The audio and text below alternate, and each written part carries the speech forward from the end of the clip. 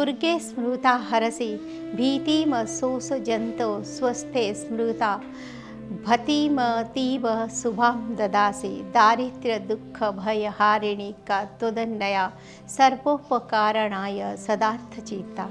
नमस्कार, उदय India digital में आपका स्वागत है। मैं हूँ उपाली अपराजिता। नवरात्रि के पवित्र अवसर पर मैं आपको माँ दुर्गा की पवित्र महिमा लगातार सुना रही हूँ। इसी कड़ी में हम आपको आज दर्शन कराते हैं बनारस के प्रसिद्ध दुर्गा कुंड मंदिर का। मान्यता है कि असुर शुंभ और निशुंभ का वध करने के बाद माँ दुर्गा ने यहाँ विश्राम किया था।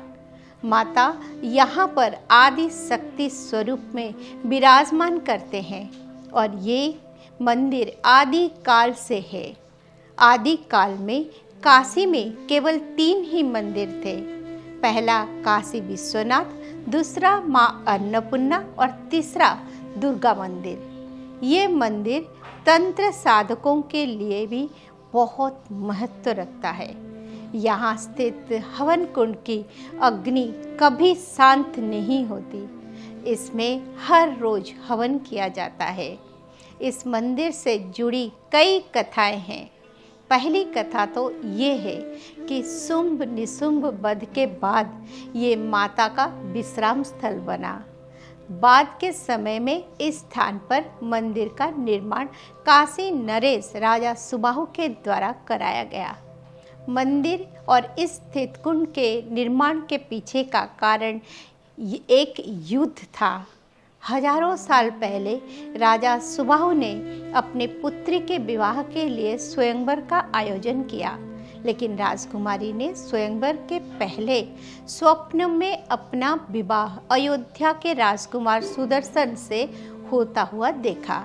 राजकुमारी ने ये बात अपने पिता से बताई तो उन्होंने इसकी चर्चा स्वयंवर में आ चुके राजाओं से की।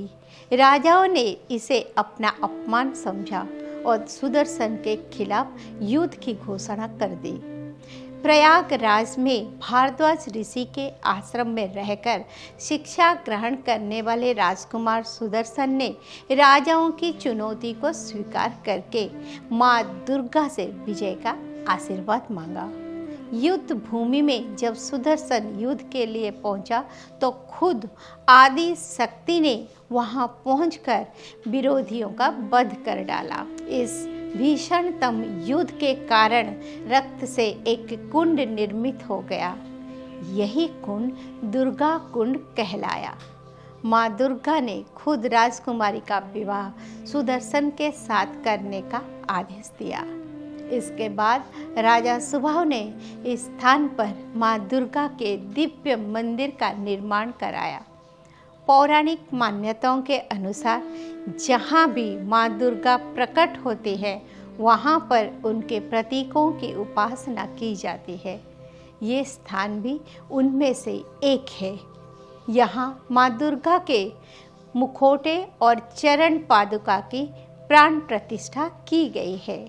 वाराणसी का ये दुर्गा कुंड मंदिर विषा यंत्र पर आधारित है।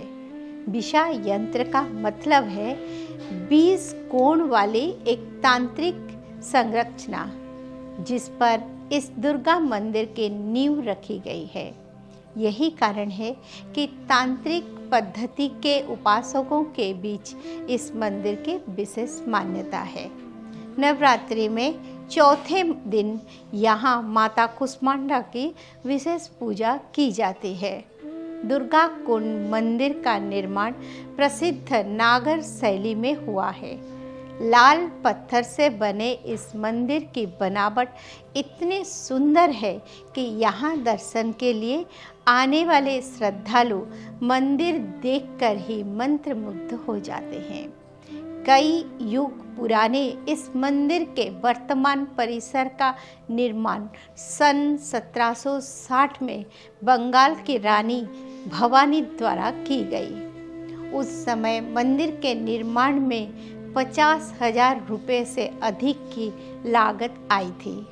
इस देवी स्थान का वर्णन काशी खंड में भी मिलता है। मंदिर में माँ दुर्गा के अलावा बाबा भैरवनाथ, महालक्ष्मी, महासरस्वती और महाकाली की मूर्तियाँ भी स्थापित है।